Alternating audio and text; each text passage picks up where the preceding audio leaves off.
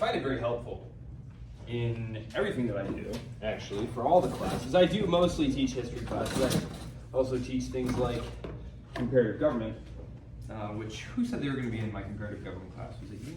Oh, cool. Oh, That's and I'm so also fun. in your state and local government course that starts. That starts next week. Yep. Very cool. I do have the syllabus and stuff up for that if you are just dying to see it. I find narrative to be the best way to teach people things.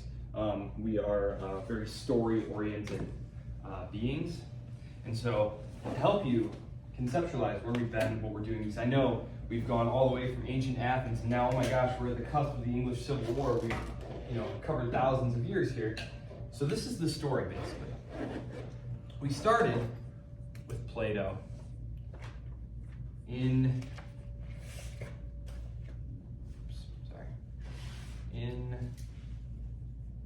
Athens in the 400s to 300s. And what Plato does here is he introduces a way of thinking about organizing human affairs that is based on reason, the word logic. He's asking you to think critically about these inherited traditions. People like Homer, people like Hesiod, it's actually O-I-D, who gave you a description of the world that was very much, who's read like the Iliad or the Odyssey, who's familiar with it? How the gods basically motivate all human actions. They're always intervening to shape events, and you're descendant from this god or that god, and that's where legitimacy comes from. Plato is introducing a new way of thinking about this, and when he is charged with corrupting the youth, I mentioned that part of this is possibly political, that he had taught some of the men who went on to serve the puppet government of the Spartans, the so-called 30 tyrants, that he was associated with them. But it was also the fact that he was teaching them to doubt the ancient stories, the ancient verities upon which society was based. And that can be very destabilizing and very dangerous. Aristotle was the next one that we covered. Aristotle, he's also 300s here. He is in Macedonia, although he also spends some time in Athens, of course. We talked about Plato being more concerned with normative descriptions. How things should be. What would the ideal order be? Aristotle, by contrast, was much more of a positive. Boy, I'm having trouble spelling today. He was much more of a positive theoretician. Someone who said, look, this is how I understand human beings to actually behave. Not in some ideal sense, but this is how they behave. Furthermore, he sends out all of his graduate students all across the Aegean, and they collect all the various examples of constitutions they can find, all the sorts of governments they can find. And they realize that there are a lot of different ways that you can rule, and that the way that is the best rule is one that moderates and balances between the competing interests of a given society. Yes? So positive, that's why you would call it more of a realist perspective. Yes. Yes. And then, can you just elaborate more on Plato's view of it? Or like normative. Sort of a hypothetical then? Or you're just... Sure. A normative view of society is one that theorizes about the way society should be. Like utopian thinking. It is very much associated with utopian thinking. Very much so. I would argue that most of the social engineering experiments of the 20th century were the result of purely normative thinking. The idea that you can simply make humans whatever you want them to be. There is no sort of innate way that humans are. And this is something that we're going to return to today, especially in the context of Machiavelli, who I think is much maligned because, of course, Machiavellian, the adjective is to be a schemer, conniving, backstabbing, right? But as we read in the text, he's not glorying in this, and he's never saying you should be cruel or duplicitous for its own sake, but only to serve the specific ends which will enable you to sustain your rule. So, Aristotle. From Aristotle, we went to Cicero. he's writing in the final years of the Republic, basically 100. I believe he's killed finally in like 34. Don't quote me on that. I know I mentioned it in the lecture if you're really curious when he died. But he's writing from Rome. I believe he's actually writing in exile at that point. He had been exiled from Rome as part of a political struggle, which he lost. I know I talked about that in the lecture as well. His was on the Republic.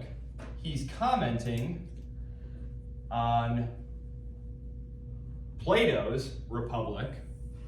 Actually, he had translated it. He had studied in Greece, and he had translated the Republic into Latin so that Romans could start reading it. Because, of course, Greek was only something spoken by or read by the highly educated elite classes. He is saying, yes, there is an ideal sort of government, and Rome had it. And then he goes into an extended funeral oration, if you will, about the high Roman Republic and why we've lost these things, why we don't sacrifice for the public good anymore, the res publica, right? That back in the good old days of the Punic Wars, our great-great-grandfathers thought only of the state and its well-being. And now everyone is depraved and selfish and thinks nothing of the common good. And society has completely lost all virtue.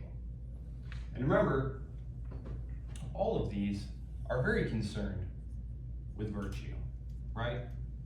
All of these are very concerned with virtue. From there, we went to Saint Augustine, or Saint Augustine, if you want to call him Augustine. I have no preference. Writing about 400 to 488, I believe it was. And his was the city of God. As you can see, we have a fairly large jump here. Our biggest jump so far. Is this 80? Or BC? Oh, I'm so sorry. I'm so sorry, yes. CE, there you go. Thank you. Yes, so this is our biggest jump so far. We're going about 550 years ahead. Christianity. We had a whole lecture about bringing Christianity into the fold, into the Roman Empire, how that happened. And St. Augustine is interested here in defending Christianity from charges that it had led to the sacking of Rome, to the fall of Rome, right?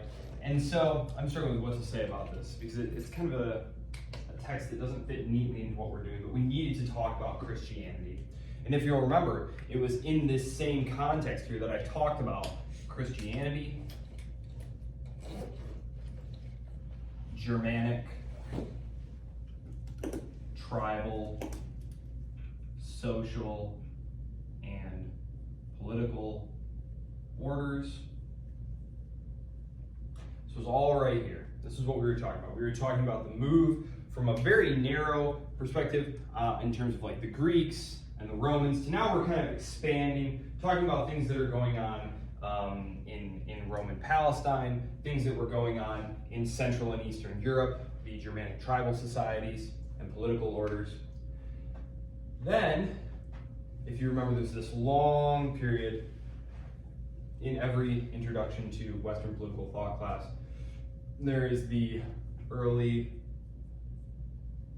medieval period, which lasts from about 500 to 1000, in which literally nothing happened. No, I'm just kidding. All you medievalists out there, Dr. Jack, I know something happened.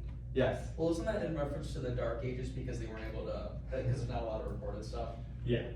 Yes. That's That's a big bugaboo of medieval historians is using the phrase Dark Ages.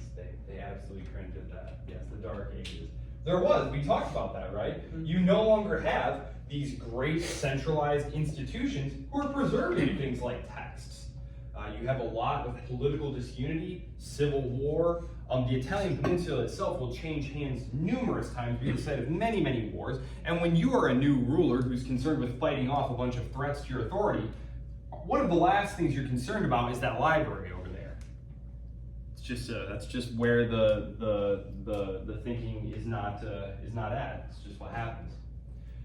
So we talked about how over this period, we get a combination of all of these things.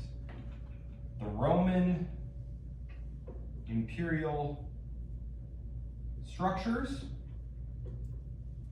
which we talked about by the later period, were kind of proto-feudal, right? You had the great powerful landlords who these later weaker Western Roman emperors couldn't really exert control over, and who were hiding in their best workers basically on these vast estates, right? Having their own little private armies, basically tying their proto-peasants to the land, by a pledge, and, taking responsibility for local administration of justice, what we would call law enforcement. So you have the makings here already of the feudal order. And so Christianity, these late Roman imperial structures, and these Germanic social and tribal customs and political orders are all going to germinate over these 500 years. So that by the time we get to Aquinas, we have the medieval order that will be with us by the time of the Crusades. Yes? Would you say the social structure is kind of like the French estate system in that sense at this point, or would that develop later? It is in this period, right here. Yeah. Well, it is not representative in the same sense because, yes, you can think about it in terms of orders like there are your serfs, there's your clergy, there's your nobility, and there's your king who's only slightly elevated, right? They're only slightly elevated. I'm going to talk about this in just a second here. The king is not a powerful figure. Kings would not become powerful until basically about the time we're going to talk about today. But the representative aspect of it was really non-existent in terms of the lowest order of peasants. Like there was no representative assembly for them. Whereas in the case of the French estates, they did actually send representatives. They would get outvoted every time. Yeah, they would get outvoted every time, but there wasn't even a question of asking their opinion here. Their job was to be dutiful servants to their local priest and to their local lord. So this is what's happening here. And remember, we talked about this over here over the course of this. Kingship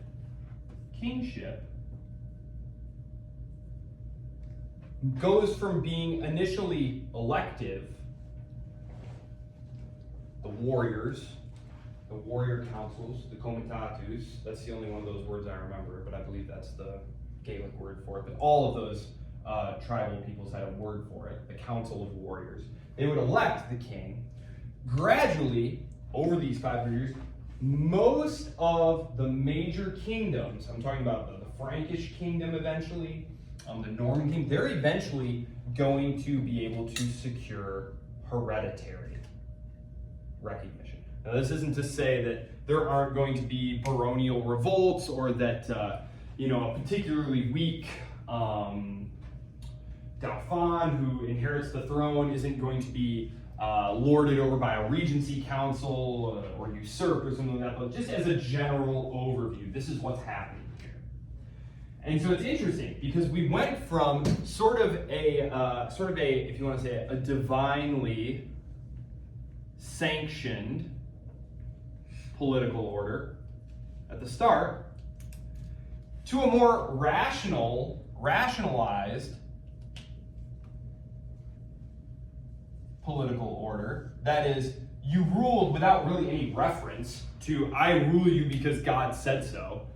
Octavian Augustus, the first Caesar, the first real Caesar, the one who created the empire, he didn't rule because he said the gods tell me I can rule. He ruled because he controlled the most legions and the most money, and that was well understood.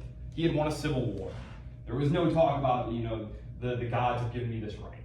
And again, we're going to go through this sort of period where the tying together of church and state here in this sort of interesting, mutually beneficial relationship here, we're going to move back to a divinely ordained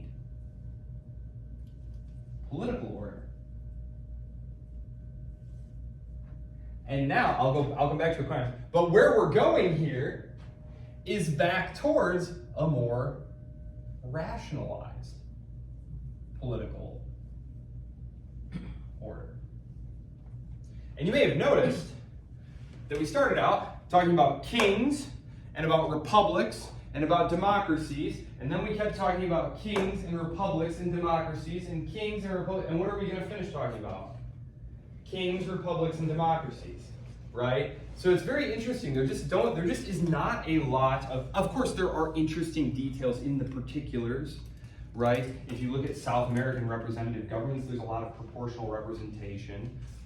You know, the Roman Republican system had the equivalent of like 2 presidents. There is some variation, of course. I've mentioned that the Venetians had all sorts of interesting rules about what the Doge could do, or more appropriately not do. But really, there seem to only be a few basic structures of political order, and we're basically seeing different rationalizations and different contexts of each order.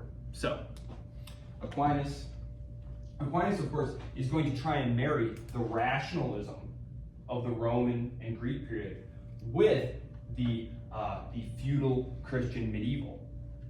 So remember, this is our, oh boy, Aristotelian synthesis. Oh, that's not right. Synthesis. Oh boy. There we go. The Aristotelian synthesis. This is, remember when we read Aquinas, it was probably much more familiar to you all because he proceeds by stating an argument and then walking you through the logical steps that he went through to get to that argument.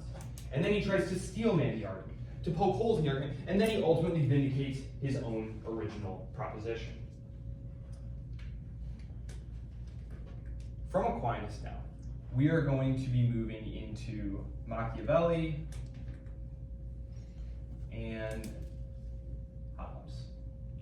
Talked about them on, and we're now in the 1400s to the 1600s. Machiavelli, 1400s, Hobbes, 1600s. Okay. So, I talked to you all about the times of Machiavelli and Hobbes on Monday. Talked about the highly fragmented political orders, the chaos, the real chaos that they had experienced, the violence, the bloodshed. I mentioned that the English Civil War, which Hobbes had lived through, and which he publishes this, I believe, the year after the first stage of the war concludes, I believe right before Cromwell creates the Protectorate, I believe. I'm not an expert on English history. But this has been the most bloody war that England will ever fight. Remember, their population is much smaller, but their losses, the 1 million estimated casualties in the English Civil War, is higher than the total percentage of the population they lost in World War I. So, this was incredibly destructive. And so, as you are going through and reading these things, again, I would just suggest that you not take too dim a view of maybe their thoughts regarding the centralization of political power. They're more concerned with order, and I think after hearing that lecture, I hope you can understand why. So, the readings. Who liked? Okay, there is no. You will not be judged on the basis of your answer here. Who preferred Machiavelli over Hobbes? Who preferred Hobbes over Machiavelli? Who is a Hobbes and who is a Machiavelli? Raise your hand for Machiavelli. I like Machiavelli. Okay. You're kind of distant? Okay. And Hobbes? Anybody? Okay. Machiavelli is, I think the better writer, to be honest. He's very succinct. He has wonderful style. Oh wait, did you mean as a writer or like ideologically? Either one. Like which selections were you finding more enjoyable to It was read? easier for me to understand Machiavelli. Yeah. Like I could understand what he was saying. It was a decently easy read, but Yeah. interesting at the same time. He's such a concise, eloquent writer. I strongly recommend, if you enjoyed that, if you flip over to the very end of The Prince there's a bit of book 1 of his discourses. And this is again where he's commenting on Roman history and political order. How many kinds of state there are, and of what kind was that of Rome? And again, you can find a free PDF on this online, because there's only 2 sections of the discourses here. But if you enjoyed Machiavelli, I assure you, you would certainly enjoy that. Or the rest of The Prince. As I said, The Prince is only, I think, 112 pages long. in like a what is it, a trade paperback size. So it's not a long read. It's very enjoyable. I have. Or did you get a few sections of it? Yeah, we I have got 15 pages. Yeah, we got quite So a there you bit. go. Of the discourses? 2 Yeah. books. Oh, nice. There's Yeah. like You should 3 definitely. or 4 sections per book. There's one that you could potentially write your paper on if you're interested on it. So What is the discourses over? Okay. he is giving his interpretation of the political history of Rome. Because of course you are taught that the overthrow of the republic by the empire is sort of a bad thing, right? That these guys betrayed the republic. But of course he's arguing for the other thing, right? He's saying that this republic is all cats and dogs, everyone's at each other's throats all the time. What we need is a good, strong leader to come take control of the situation. And he's going to argue, of course, that, look, ultimately, the Rome of Julius Caesar's time is not better. It would be far more preferable to live in the Imperium of Augustus. He said, your property was safe, right? You weren't being ravaged by civil wars. There weren't armies coming in and executing swathes of the population. You weren't being expropriated all the time, as you were during the period of Julius Caesar's civil wars, although that was, of course, not all of Julius Caesar's fault, far from it. I can't get into that, though. Okay, so let's go through a few of these. I'm going to summarize each of these, and then we're going to go through them. So I had given you several selections. So chapter 3 of mixed principalities. So he's talking about when you acquire different cities governed by different constitutions, right? Because of course Italy is that wonderful experiment in self-government. Machiavelli is going to discuss how new rulers can successfully govern territories that are annexed to their existing domains. Because the idea here is that you are the Captain General of Lucca, the Republic of Lucca, and you're going to go conquer Pisa because it'd be great to have a nice outlet to the sea there to be able to ship your goods easier, right? But the people of Pisa live under different laws than the people of Lucca, and so he says, what should you do in this situation? He's going to argue, of course, that it's very difficult to hold on to these mixed principalities because, number one, the people there will be naturally resistant to you. You probably killed one of their relations, and you are foreign to them from the next town over, which in Italy is basically being a foreigner. But Machiavelli says not to worry. There are several things you can do. First, you can eliminate the former ruling family. This is critical. Machiavelli, again, he is not someone who glorifies in bloodshed, but he does argue that it is better to be swiftly cruel and then benevolent, because the people will forget the initial bloodshed and enjoy the prosperity that you bring. But you cannot be cruel as just a method of maintaining order. This will breed constant resentment, you will constantly be unsafe, and it will ultimately make the principality very hard to hold on to. One of the examples, of course, is Sulla. Sulla, the first of the Roman dictators who enters Rome with an army, brings his army into the city, and for about 3 days, he just kills everyone.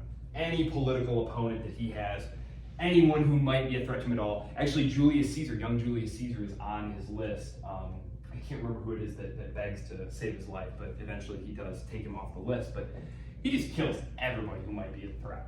And then he lays down the dictatorial power and goes back to just being a common citizen, walking the streets, and he lives out the rest of his life. Lives out the rest of his life perfectly content.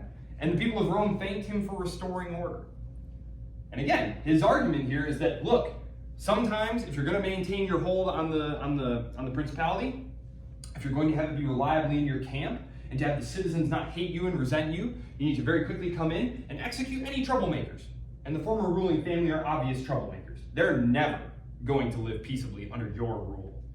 The peasants, well, they were paying this guy, now they're paying this guy. As long as you keep the laws and taxes, that's the other thing. You eliminate the former ruling family, but keep all their laws and taxes in place. So it's like a transition basically, where you use the authority. You're being more authoritarian in that sense because you're basically dictating who's going to be in control and who's not, and then you implement your own policy. But then policy that is implemented under your own will is like the policies that were there before. Exactly. The money and loyalty are now just flowing to you instead of another ruling family. So his argument is that for the majority of people, nothing about their life will change. Yeah. Nothing about your life will change. Most of the fighting in this period is done by mercenary armies, for example. This is one of the reasons that these wars were not overly bloody. Is you're an aristocratic family. You have a handful of retainers. who would generally be kind of lawless. Romeo and Juliet, who's read that? Okay, you know how they're like brawling in the street and like having sword fights? That wasn't actually like a huge exaggeration. It was one of the reasons that the merchant classes in a lot of these republics would overthrow these nobles and try and sideline them, is that they hated how lawless and, you know, just outrageous these guys were. You know, very sensitive to slights to their honor, having sword fights in the middle of town, having these terrible blood feuds that would interrupt the city's life. So that is not a terrible exaggeration. But it was those people who would stand to lose out. They would hire these mercenary armies to fight, and once they were defeated, the peasantry hadn't been involved in the fighting. They're still paying the same taxes, living under the same laws. The only difference is that I guess now some other rich family gets the money. So that's his recommendation there. Chapter 5. How cities or principalities should be governed that live by their own laws before they were occupied. So he's going to have 3 ideas for governing these types of cities. One, or how to deal with them, I should say deal with them, because his first recommendation is just completely destroy them. If there's a city that won't submit to you that's a problem, just destroy it, right? Because you have to imagine that some of these, like if you want to think of Jackson as like a bigger town, you could then think of Spring Arbor and Parma as being like sort of outlying hamlets, outlying towns. His idea here is that like, if you're trying to control Jackson, which is a big revenue source, right? There's gonna be a lot of tax receipts you can get there. But the people of Spring Arbor are just always coming up in arms and just won't listen. You just need to kill them. You just need to wipe the city off the map, push the people into other more cooperative towns, and hang all the troublemakers. Second, you can try and live there as a ruler to basically convince the people that you care about them, that you want to live among them and share in their lives, right? Second, or third, you can try and install a loyal local oligarchy. You can say, hey, you seem like a smart guy. Tell you what, you can be in charge around here. Now, I just need you and your retainers to kind of keep things under control here. I don't really want to hear of any trouble going on. And you just make sure that any tribute that we need comes here and that everything stays quiet, right? Because you're a local, you know these people. Come on, tell them to be reasonable. Yeah. Would you say that's kind of the same as like settler colonialism? Settler colonialism? No, only because in the sense that I would not be coming. I would literally be reaching out to one of you who literally are a Spring Arborian, right? I'm not bringing Jacksonians or some other people here to settle. I'm leaving you all here. These are all your people you've grown up with. You've all known each other for generations. Your families have all the same plots, everything. Same land, same taxes. But now I'm going to take some of you who seem very reliable and well-to-do, and I'm going to make you in charge. And you're going to be the ruling oligarchy. So the difference is with settler colonialism, you're taking other people there and then you're changing everything that is there. Whereas in your example, you're more so talking about just enabling the people that are like already popular or that you see fit. Yeah, exactly. You're using locals to maintain control. Settler colonialism, which is obviously something that we are going to talk about, is usually going to involve taking a population from one place, like England, for example, religious dissenters in England, and moving them to a totally new place, like the Massachusetts Bay Area, and trying to set up a new government there. You could either buy land from the people who live there, you could try and find some uninhabited land, or you could kill the people who have the land. So you have a few options there. And we're going to talk about those, because there are all sorts of ways that happens. The early Jewish settlers to Palestine, actually, were buying the land. I actually had the happenstance of running into a fellow over the summer whose great-grandfather was a Zionist land agent. Like, he collected money from Jewish organizations and would go over and buy lots from absentee landowners in British Mandate Palestine. So, yeah. Number 6, on principalities acquired by one's own arms and skill. These are Machiavelli's favorite. Machiavelli is going to praise those who rise to power through their own abilities, rather than relying on fortune, because of course luck is fickle. Luck can be good, luck can be bad. Not good to rely on luck. Better to rely on your own skill. He's also going to be very wary of mercenaries. He's not a huge fan of mercenary armies. Because of course what you can pay for, someone else with a little bit more money can also pay for and pay a little bit better for. So he's going to be very, he's going to caution you against doing that. Conversely, the very next chapter, 7, the selections from chapter 7, is going to be the opposite. The opposite of this. Principalities acquired by the arms of others and by fortune, which he's going to argue are always going to be very insecure for all the reasons that I just mentioned. Chapter 8. On those who become princes through wickedness. Through wickedness. And you might have noticed that the early chapters of the book, and if you had the whole book, it would be clearer. But the first, I think, 14 little chapters, and basically the book is divided into 2 big chapters that are about 50 pages long each. And then each of these little bits here, the things they call chapters, are really more like what we would call sub-chapters. And the first chapter of the book, the first half of the book, all those sub-chapters deal with the types of principalities you might acquire, the ways you might acquire them. And then part 2, he says basically, okay, now I'm going to give you some advice on how to rule.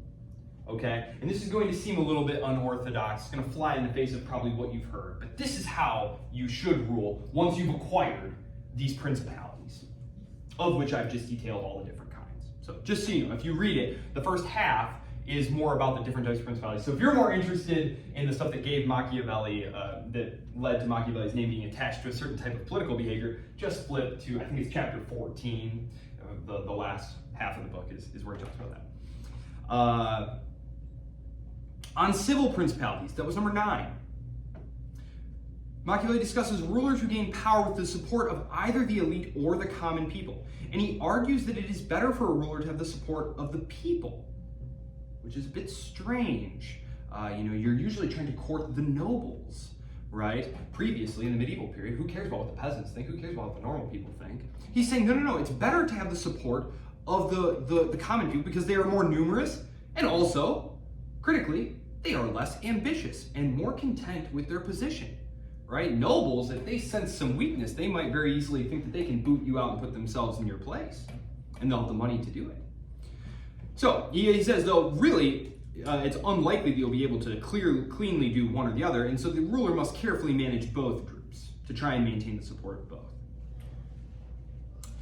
Chapter 15, he talks about those things for which men, and particularly princes, are praised or blamed. So he shifts now to a discussion of morality. He's starting to shift into more how you should behave. And he argues that rulers should not be concerned with traditional notions of virtue.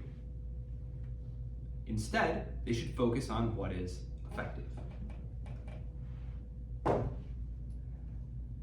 He is talking about the world as it is, human beings as they are. Yes? Would you say that's kind of obstructive of the idea of the common good? And not only in this example, but like the previous example where he's talking about just take other people's land for their own benefit, but then it's like, you're not trying to, because he's basically saying to just have those other city-states maintain their own common good as opposed to what your own common good is, just as long as you get some sort of material benefit out of it. Would you say he's kind of a materialist in that sense? I think he would argue that material wealth is the basis of power, that the larger the principality or territory that you can control, the stronger you will be, and the more prosperity and security that can be generally obtained by all of you. Remember, his ultimate conclusion of the book is he wants all of Italy to be united. And that doesn't mean that here or there people's well-being is not going to suffer, that maybe a town might have to be wiped out here or there. But he is saying that on the whole, in the end, this will create more welfare for everyone, that Italy would be better off united. And that if a prince must do these certain things, things we're going to talk about here, including murder, lying, what have you, he's going to argue that you should do that. To get to the phase of having because that's what we're talking about, like the transition period, right? You use a lot of authority to mandate your own power, and then after you get that power, then it's like, then what? You get what I mean? Because he's not really talking about like Christianity in that sense, or like we need to do this on the obligation of the religion. No. He is writing this as a recommendation to, not Pietro. Which one is it? It's one of the Medicis. one of the weaker ones actually. It's not Antonio or Lorenzo. I can't remember which one it is, but he's basically writing this as a guidebook, as a recommendation to this Medici of how they should go about trying to unite the Italian peninsula to prevent it being preyed upon by the Holy Roman Empire, even by the Pope, by the Spanish, by the French. The ultimate good then would, I guess, in his eyes, be the well-being, the greater well-being and self-determination of the Italian population. And of course, it would all be to the benefit of the ruler as well. The ruler would be greatly enriched and aggrandized as a result of all of this as well.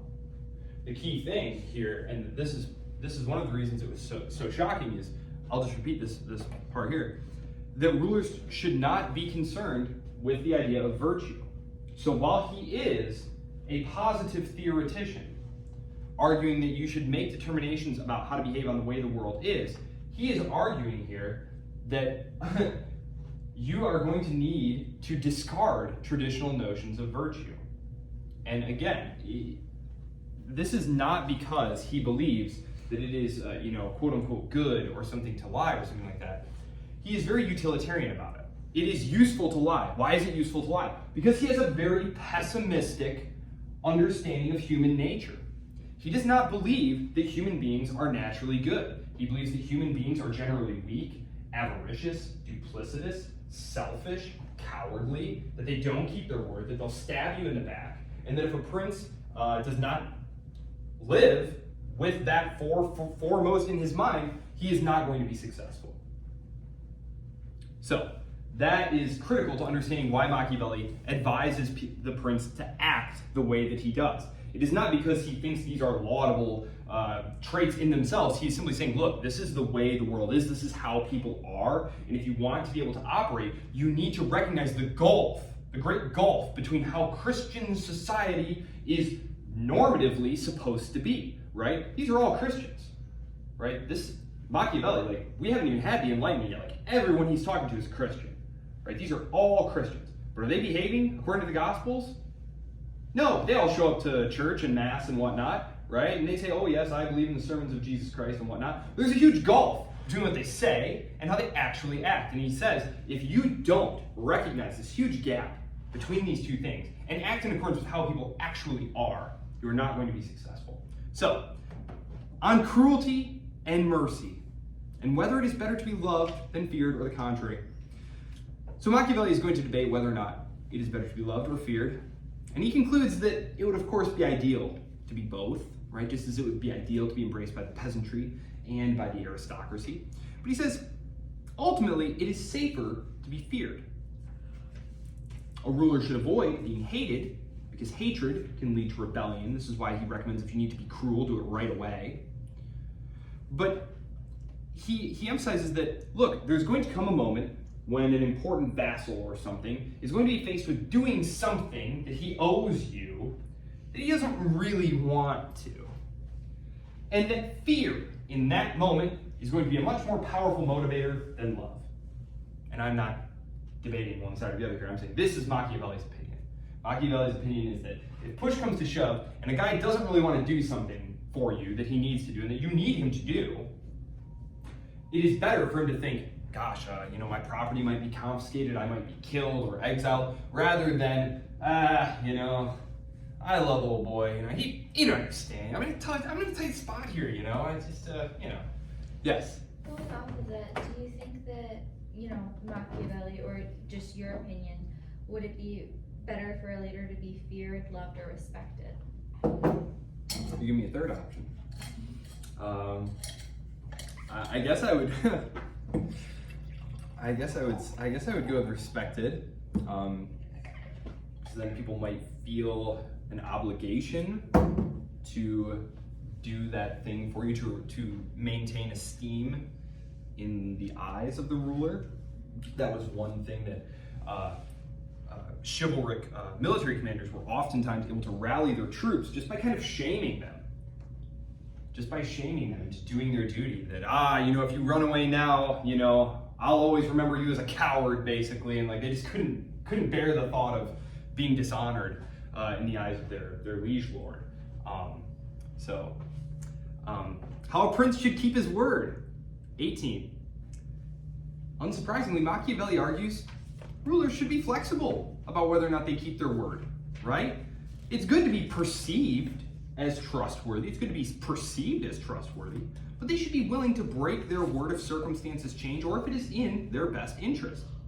He notes many examples, and this is one of the reasons I as a huge fan of history, I love Machiavelli's works because he's always got lots of contemporary and classical examples of rulers who behaved in one way or the other and worked out good or worked out bad. So, and of course he concludes them with chapter 16, an exhortation to liberate Italy from the barbarians, by which he means the Northern Europeans. This is ultimately not going to happen. Italy is going to be divided among spheres of influence, as we talked about. Does anyone remember when Italy will ultimately be unified before I move on to Thomas Hobbes? 1861. There we go. And it was technically not, okay, bonus points. When did the Vatican make peace with the new Italian government, acknowledging the loss of all its territories? Who can guess? It was the Lateran. 1861 was what he said? Yep. I'm gonna go 1893. It was the Lateran.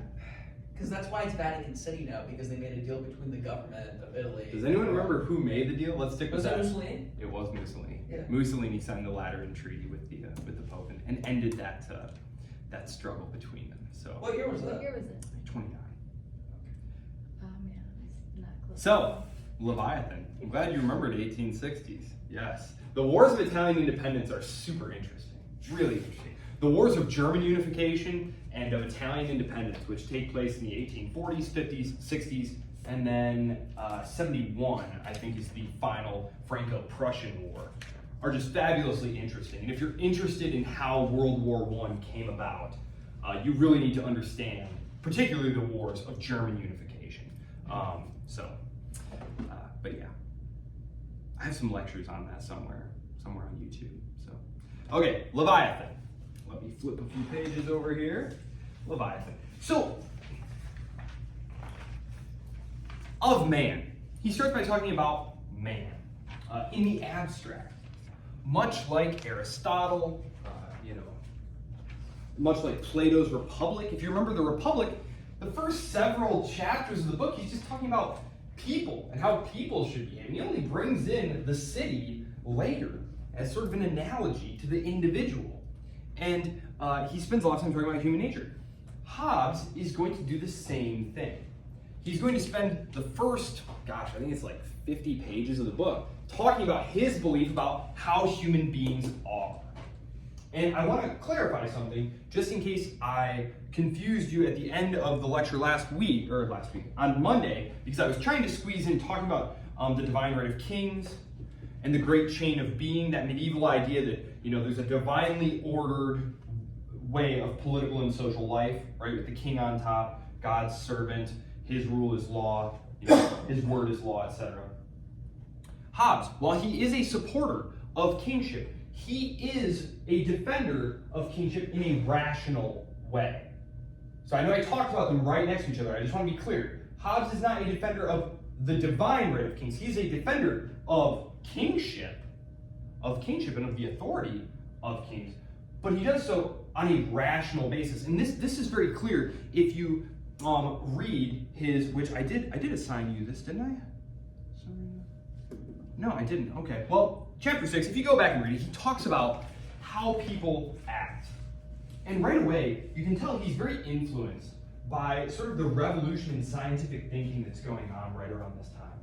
You have people like Galileo and Copernicus who are writing at this time, who are really kind of blowing people away with the discoveries that they're making, and which seem to contradict the Bible in some instances. And so it's creating this real revolution in rationalized thinking. And so Hobbes is going to take this same rational approach to human beings. He's going to say, look, all people are a certain way.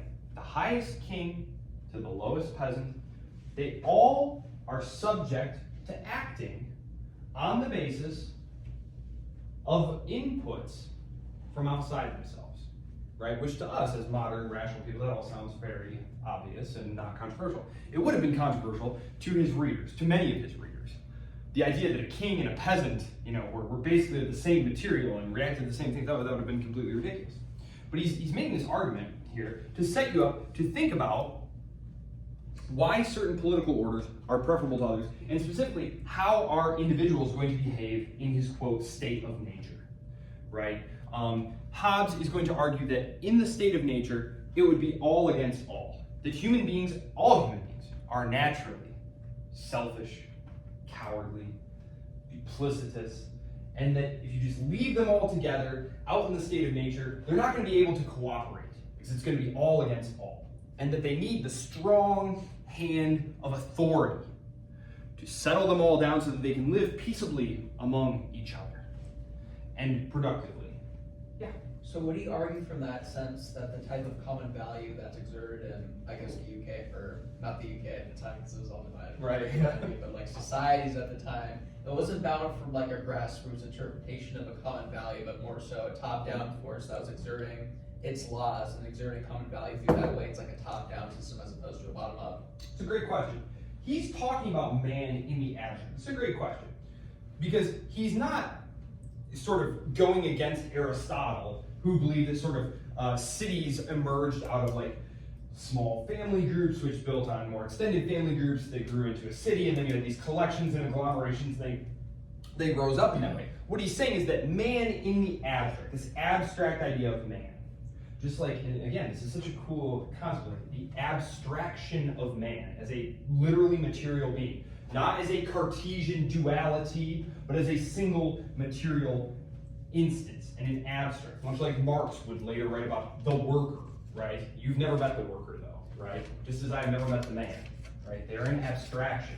He's saying here that in order to have large-scale political societies, like England, for example, you have to have one arbiter of disputes. Because if you and I get into a dispute about something, he says, all of us tend to view our own reasons for doing things as legitimate, and the reasons of other people for doing what they do as maybe a little suspect.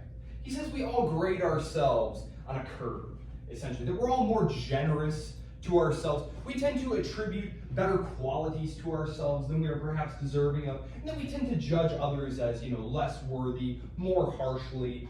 And so he's basically saying we're all none of us are impartial, that we are partial to ourselves, and that we are therefore unable to live in sort of a state of like political anarchy, right?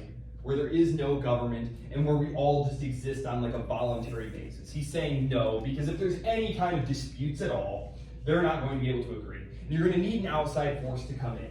And if there are lots of competing outside forces coming in, it's going to be a disaster. It's going to lead to civil war, right? Which he's got a million examples to show you from English history of civil war, right? We talked about the English Civil War that had just been fought. He, of course, makes references to the great period of war between the great noble houses, the Lancastrians and the Yorkists, the so-called Wars of the Roses.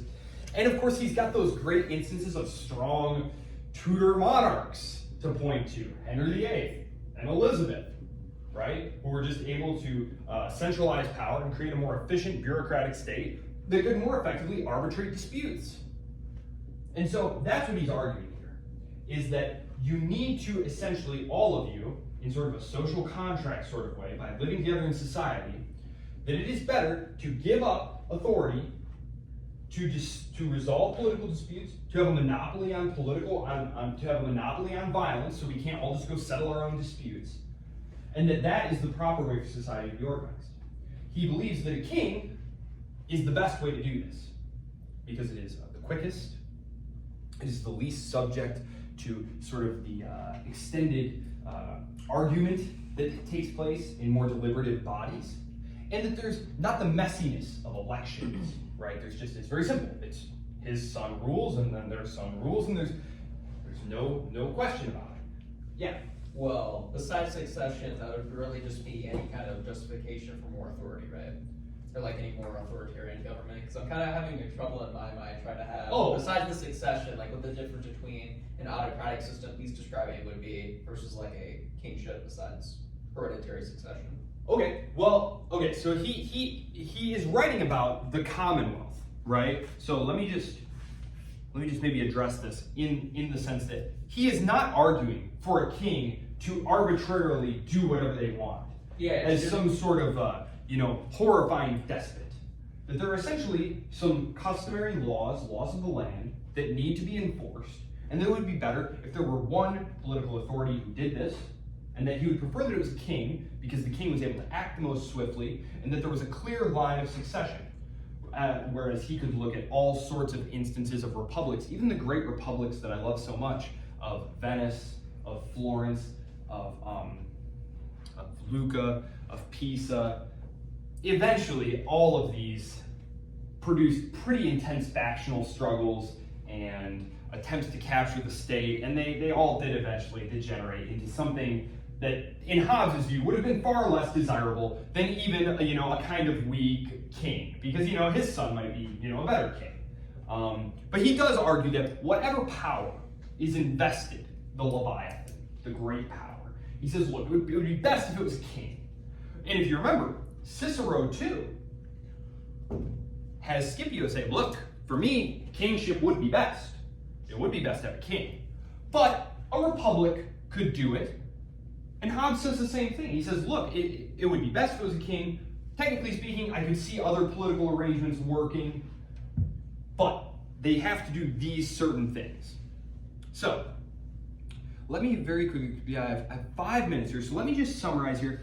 Chapters 17, 18, 19, 21, and 29 here. So in 17, Hobbes is outlining the necessity of creating a commonwealth to escape the chaos of the state of nature. And this is of the causes, generation, and definition of the commonwealth. Individuals must collectively agree to give up some of their natural freedoms and submit to the authority of a sovereign power to ensure peace and security. This sovereign, established through a social contract, is necessary to maintain order and protect people from harm, both within society and from without.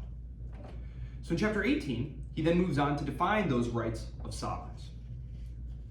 So, he will have absolute authority to maintain peace and order. The sovereign's power comes from the consent of the governed, so it's not divine right of kings, it's social contract, it's more, we are moving towards Enlightenment thinking, more rationalist thinking. And once established, citizens have no right to rebel. This is critical because there are some passages in Leviathan where I've read interpretations of them where they're saying, he seems to be giving you a right to rebel if someone gives an outrageous order to you, like I want you to go kill your son or something like that, which he basically argues is like not an order you would need to comply with because it would be an extreme order. And then there's a second passage where he says, the first several people to rebel, to break this social contract, are guilty of grave injustice. But that later people who might happen to jump on this bandwagon of revolt are not guilty of the same injustice. So it seems to be this idea that once the sovereign power has lost their ability to safeguard society and uphold its laws as the unilateral authority, that the social contract is broken. So the idea being, those initial people who revolt have broken the social contract unjustly, but that once they've done that and grown powerful enough, that essentially we're back in a state of nature. We're back in a state of nature, and so there is no social contract. That you then, now you're picking sides, essentially, between people who are vying to reestablish the Leviathan, and hence the new social contract. So, but the idea here being you give your authority, you give your consent to the Leviathan to govern, and that sovereign will have the authority to make laws, judge disputes, and control military forces to ensure the survival of the Commonwealth. Chapter 19, he talks a little bit about different kinds of commonwealths. Monarchies, aristocracies, democracies. Again, we haven't moved past Aristotle, right? So it's literally the same 3 types of government. He argues monarchy is the most effective form of government because it provides stability and unity.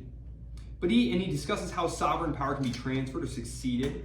And he talks about how the other types, I know I only have a couple minutes here and I have a few more things to get to, but he talks about how, aristocracy can work, certain types of limited constitutional, republican, democratic forms of government can work. And I gave you some examples of those, everything from democratic Athens, which survived for a very long time. It was finally overthrown in the wars. The same with Venice and Florence. 21, of the liberty of subjects. Contrary to what might be expected here, Hobbes essentially argues, look, if what you're doing is not in violation of the laws and is not a danger to the peace and stability of the Commonwealth, you should be free to do what you want. So, again, you have to think though that this is a very religious Protestant man writing in this mid 17th century. So we can't think of sort of the permissive, individualistic, hyper-materialistic society of today. Like, he would obviously not be opposed to laws like sumptuary laws and things of that nature. And the last thing he talks about, chapter 29, 2 minutes here, of those things that weaken or tend to the dissolution of a commonwealth. Hobbes warns of factors that can weaken or destroy a commonwealth, including internal division, unchecked ambition, and the failure to enforce laws. And he emphasizes that a sovereign must be vigilant in maintaining power and preventing rebellion, or challenges to authority.